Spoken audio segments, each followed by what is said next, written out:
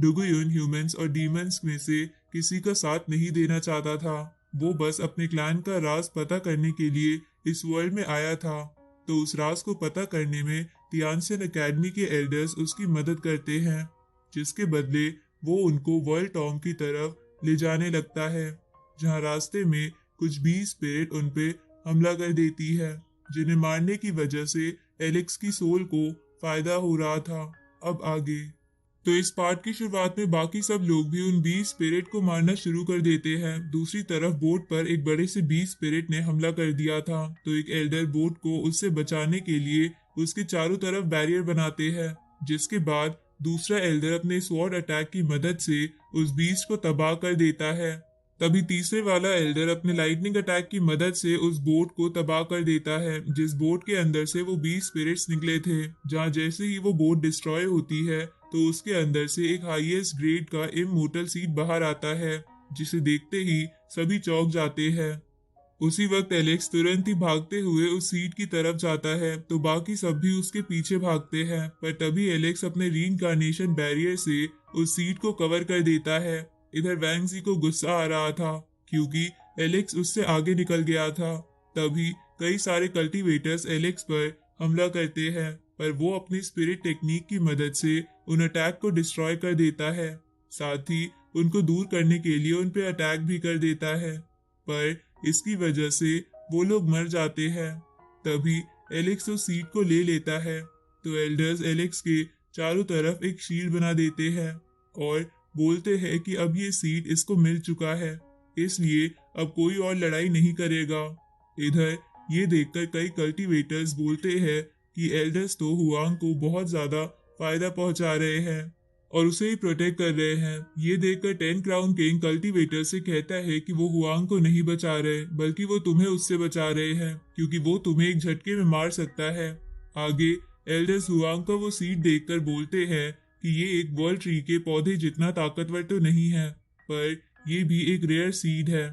लेकिन इसकी वजह से काफी लोग मर गए, पर ये चलता रहता है, क्योंकि ताकतवर कल्टीवेशन पाने के लिए 10 में से एक ही कल्टीवेटर जिंदा रह पाता है। इधर एलेक्स उस सीड को देखकर मन में बोलता है कि मुझे एंशिएंट इमोर्टल कल्टीवेशन मेथड के पीक पर पहुंचने के लिए इससे भी अच्छा सीड चाहिए।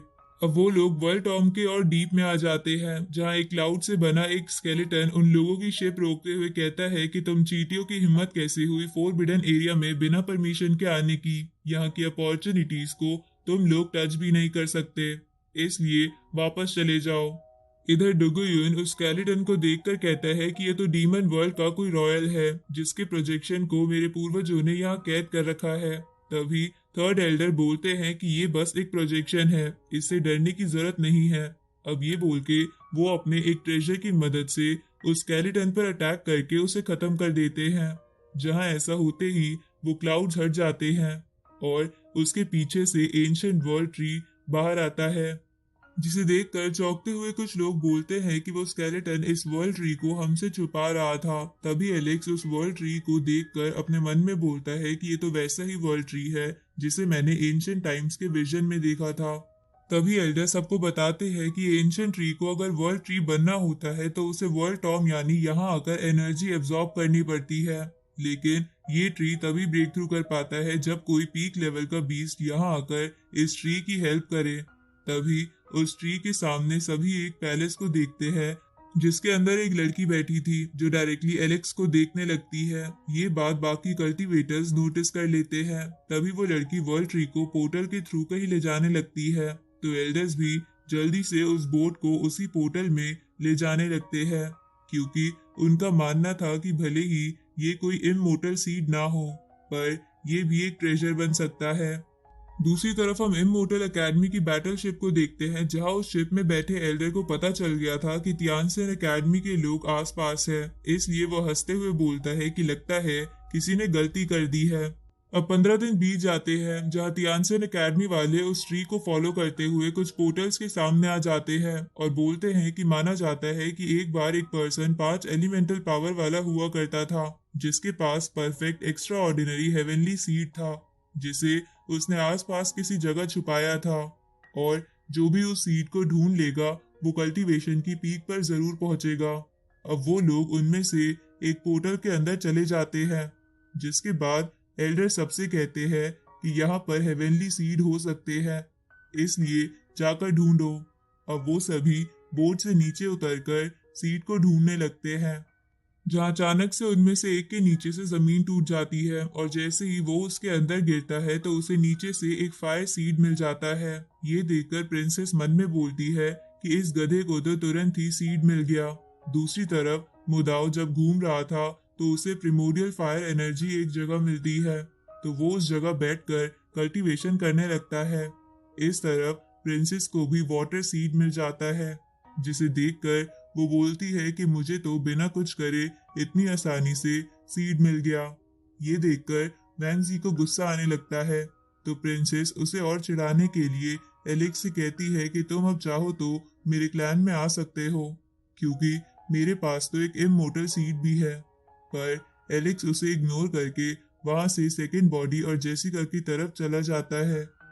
इस तरफ जेसिका सेकंड बॉडी का पीछा करते हुए मन में बोल रही थी कि सेकंड बॉडी के पास पहले से ही ब्लू फ्लेम है, इसलिए वो उसे मौके का और फायदा नहीं उठाने देगी। इधर एलेक्स सेकंड बॉडी के पास आ जाता है और उसे साथ चलने को बोलता है। ये देखकर जेसिका को गुस्सा आ जाता है। इधर सेकंड बॉडी एलेक्स से कहती है कि तुमने उसके प्लान कई बार खराब करे हैं, वो तुमसे पक्का गुस्सा होगी। इस पे एलेक्स सेकंड बॉडी से बोलता है कि तुम चिंता मत करो, एक दिन मैं उसे तुम्हारी बॉडी से मर्ज करने के लिए मना लूंगा और उसके बाद तुम ही मेन बॉडी होगी। तभी उन दोनों पर स्वॉर्ड अटैक होता है, पर एलेक्स खुद को और सेकंड बॉडी को उससे बचा लेता है। तभी बहुत सारी स्वॉर्ड उनकी तरफ आती है, पर एलेक्स शील्ड बना के बोलता है कि क्या यहाँ पर कोई इमोर्टल स्वॉर्ड से है। तो सेकंड बॉडी अपनी स्पेशल आई की मदद से आसपास के एरिया को स्कैन करती है, जहाँ उसे एक लावा में एक सीड दिखता है, जिसे देखकर वो बच जाता है और इसी के साथ ये एपिसोड यहीं खत्म होता है।